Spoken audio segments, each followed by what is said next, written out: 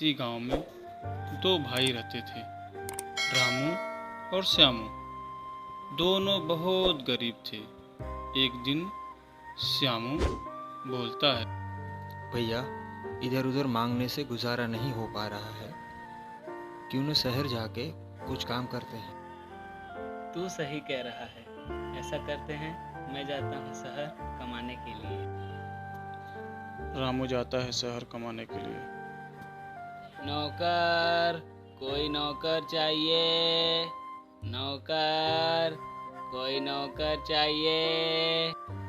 तब तक एक जमींदार घर से बाहर निकलता है, जो वह खुद को बहुत चालाक समझता है। अरे सुनो, मुझे नौकर चाहिए, क्या लोगे काम करने का? जो दे दीजिए सेठ जी।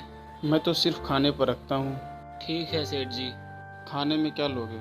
पत्तल भर भात या घी लगी रोटी? सेठ जी, घी लगी रोटी। ठीक है, पर एक शर्त है। अगर तुम अपनी मर्जी से काम छोड़े तो तुम्हारा एक अंगूठा और एक कान काट लेंगे। ये है मालकिन, ये यहाँ का सारा काम तुम्हें समझा देंगे, ठीक है?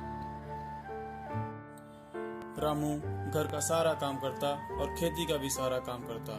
काम करके थक हार जाता और खाने मुंह से पतली पतली घी लगी 4 रोटी मिलता। भरपेट खाना न मिलने की वजह से रामू बहुत दुबला पतला हो जाता है और वह समझ जाता है कि मैं कुछ दिन और यहाँ रहा तो मैं मर ही जाऊंगा। एक दिन रामू जमींदार से जाकर कहता है, सेठ जी, अब मैं जाना चाहता हूँ। मुझे गांव की याद आ रही है। ठीक है, तुम जाना चाहते हो तो जाओ, पर तुम्हारा एक अंगूठा और एक कान काटनी पड़ेगी। जमींदार रामू का अंगूठा और कान काट लेता है और रामू अपने गांव जाता है। रामू जब अपने घर पहुंचता है तो श्यामू अपने भाई का ये हाल देख करके रोने लगता है और पूछता है, भैया, आपका ये हाल कैसे हुआ?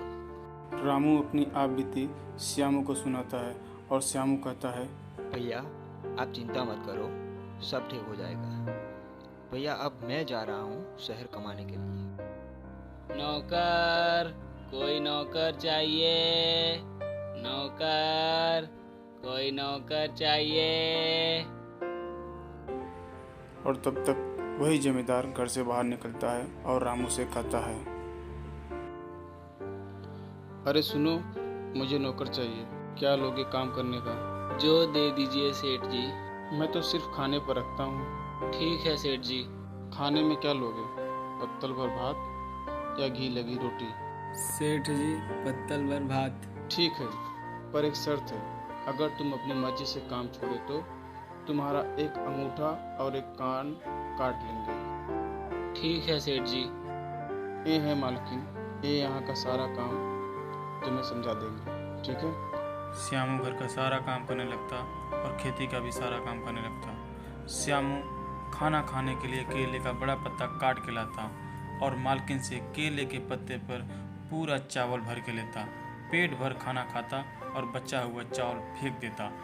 एक दिन मालकिन श्यामू से कहती है, श्यामू, इस बकरी को ले जा बगीचे में, पेड़ से बांध दे और पत्ते डाल दे, पेट भर के खा लेगी।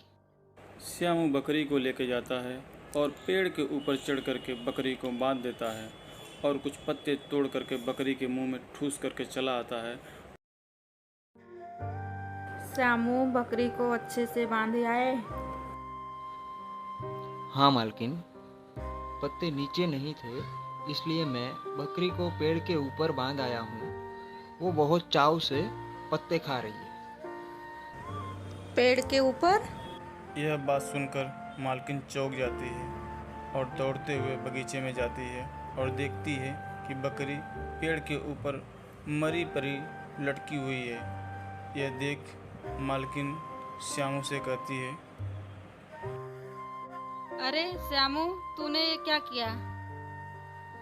मालकिन, आपने ही तो कहा था पेड़ से बांधने के लिए। नीचे पत्ते नहीं दिखे तो मैं ले जाके ऊपर बांध दिया। ठीक है, जो हुआ सो हुआ, चलो घर।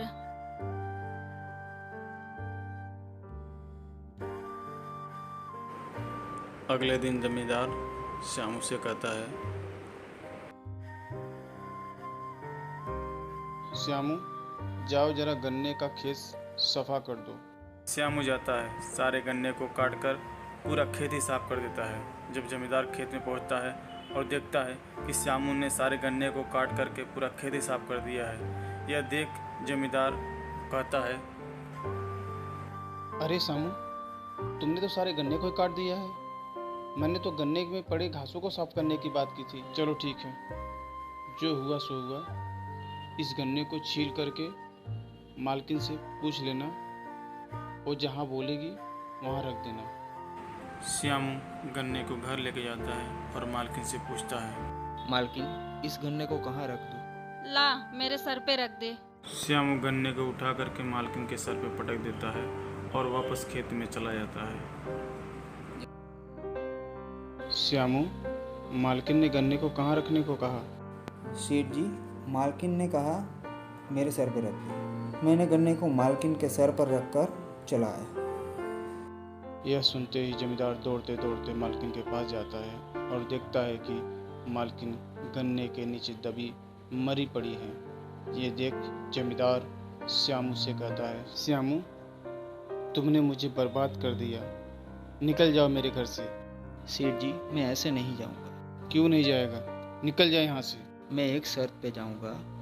जाने से पहले मुझे आपका एक अंगूठा और कान काट कर चाहिए। सेठ जी, आपने मेरे भाई के साथ गलत किया था, इसलिए मैं आपका कान और अंगूठा काट के लेके जा रहा हूँ और अपने भाई को लगाऊंगा। श्यामू कान और अंगूठा काट करके अपने भाई के पास जाता है और कहता है, भैया ये देखिए, आपने जिस जमींदार से कान और अंगूठा कटवा के आए थे, मैं उसी जमींदार का कान और अंगूठा काट कर लाया हूँ। फिर दोनों भाई खुशी से गले लग जाते हैं। अगली कहानी देखने के लिए इस वीडियो को सब्सक्राइब और लाइक करें। मैनेजर ऑफिस में बैठा रहता है, तब तक सीमा अंदर आती है और मैनेजर से कहती है, सर, ये कुछ फाइल है, इसे चेक कर लीजिए। सीमा, एक काम करो, सबसे पहले सारे स्टाफ को मीटिंग रूम में बुलाओ फौरन। मैं भी मीटिंग रूम में मिलता हूँ। ठीक है सर, मैं सारे स्टाफ को मीटिंग रूम में लेके आती हूँ। सीमा जाती है और सारे स्टाफ से कहती है, सर ने सारे स्टाफ को मीटिंग रूम में फौरन बुलाए हैं। सारे स्टाफ और मैनेजर मीटिंग रूम में पहुंच जाते हैं और फिर मैनेजर कहता है, आप सब लोगों से एक बात कहना है। जी सर।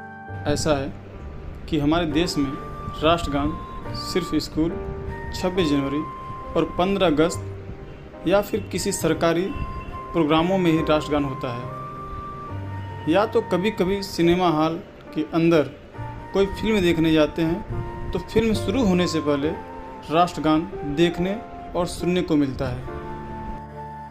जी सर, आप सही बोल रहे हैं। आजकल के लोग दूसरे गाने पूरे दिन भर गुनगुनाते हैं, पर कोई पूरे दिन में एक बार भी राष्ट्रगान नहीं गुनगुनाता। और कभी कभी ऐसा भी होता है कि किसी से राष्ट्रगान गाने के लिए कह दिया जाए तो पूरा राष्ट्रगान वह सुना नहीं पाता है। इसीलिए हमें इसमें बदलाव लाना है कि पूरे भारत में किसी भी जात, धर्म अथवा समुदाय से हो, उनको राष्ट्रगान आना चाहिए, क्योंकि राष्ट्रगान हमारे देश की एक सभ्यता है और ये सभ्यता भारत में हर एक नागरिक के अंदर होनी चाहिए। इस राष्ट्रगान को गाने मात्र से हमारे पूरे शरीर में अपने देश के लिए पॉजिटिव एनर्जी मिलती है और अपने देशवासियों से जोड़ती है। इसलिए दिन की शुरुआत हम लोगों को अपने राष्ट्रगान से करनी चाहिए। जी सर, जरूर ऐसा होना चाहिए। राष्ट्रगान सिर्फ स्कूलों में नहीं बल्कि कॉलेज, ऑफिस, फैक्ट्री और भारत के हर एक घर में होनी चाहिए। जी सर, आप सही कह रहे हैं। आज और अभी से हम लोग भी दिन की शुरुआत राष्ट्रगान से ही करेंगे। तो ठीक है, राष्ट्रगान शुरू करते हैं और सभी लोग राष्ट्रगान साथ साथ बोलेंगे और फिर अपने अपने काम पर लग जाएंगे।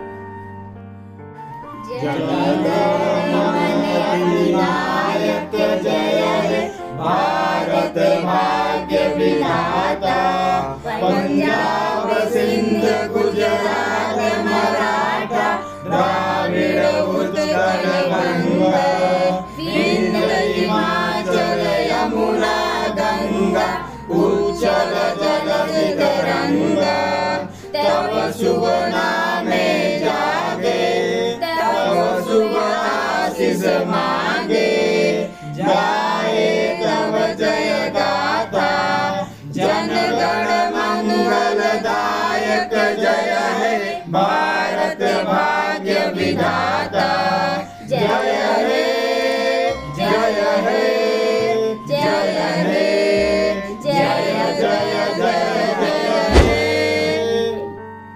दोस्तों, अगर ये वीडियो सही लगे तो प्लीज़ इस वीडियो को हर एक नागरिक तक पहुंचाएं और इस चैनल को सब्सक्राइब जरूर करें। धन्यवाद। किसी गांव में चीते का आतंक दिन ब दिन बढ़ता जा रहा था। उसके आतंक से सारे गांव वाले बहुत दुखी और परेशान थे। चीता आता था, भैंस, बकरी या कोई भी जानवर उसके सामने पड़ता उन्हें मारकर खा जाता था। जब कभी जानवर नहीं मिलता तो बच्चों और बूढ़ों पर हमला कर देता, जिसके चलते सारे गांव वालों का घर से बाहर निकलना बहुत मुश्किल हो गया था। एक दिन गांव वाले आपस में विचार करते हैं और कहते हैं, अरे भाई, चीते का आतंक दिन ब दिन बढ़ता जा रहा है।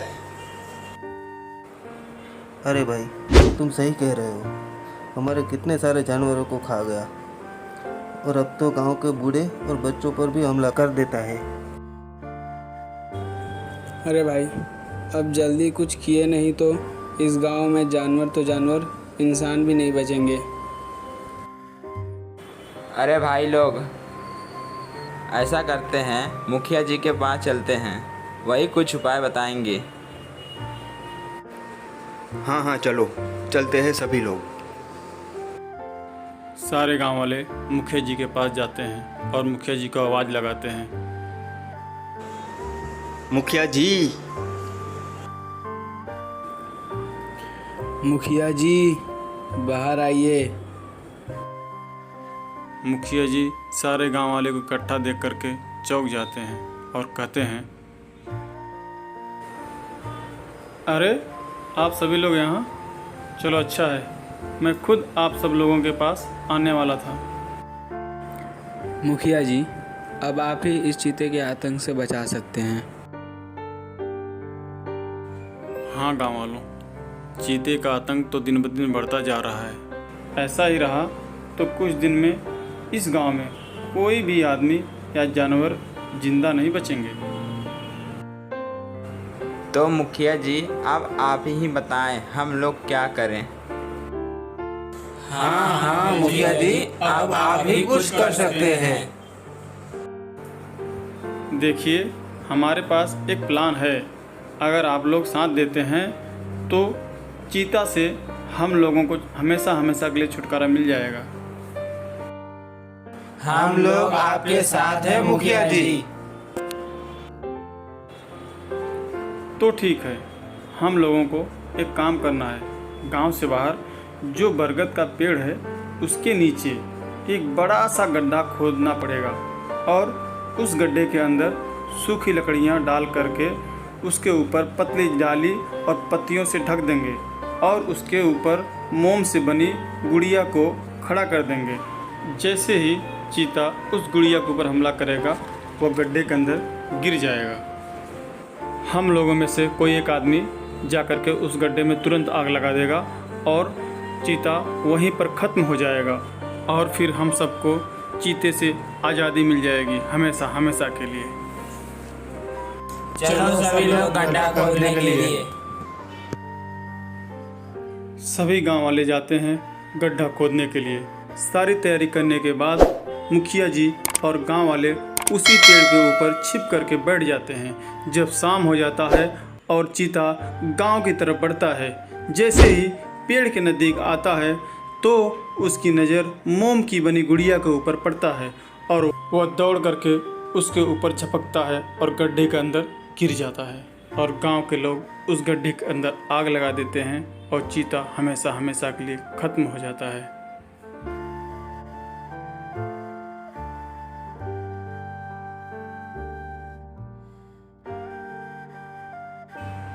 दोस्तों, अगर ये वीडियो अच्छा लगे तो लाइक और शेयर ज़रूर करें और कमेंट में अपना सुझाव दें। धन्यवाद।